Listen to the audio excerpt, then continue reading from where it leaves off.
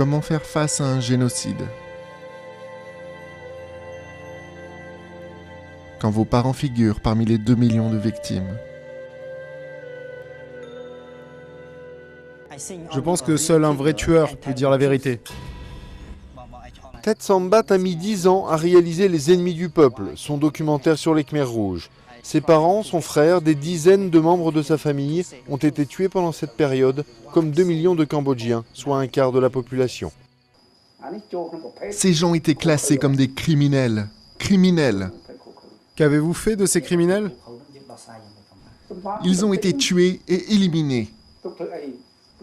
Si on les avait laissés vivre, la ligne du parti aurait été compromise. Ils étaient des ennemis du peuple.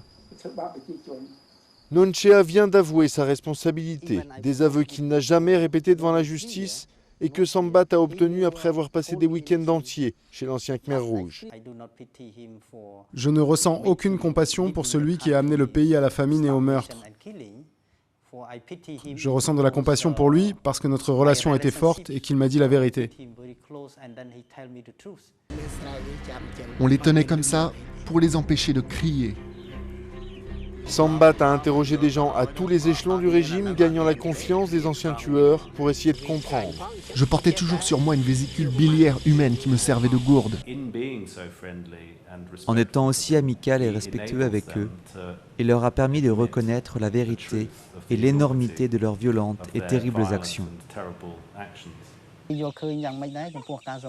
Alors que pensiez-vous de ce régime qui a massacré votre mari et vos enfants? Je n'ai pas osé dire quoi que ce soit parce que j'ai eu peur d'être tuée moi aussi.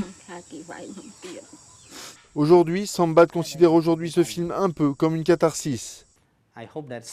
J'espère que pas à pas, le peuple cambodgien sera capable de pardonner. Je ne dis pas qu'ils devraient pardonner, mais laissons-les juger par eux-mêmes.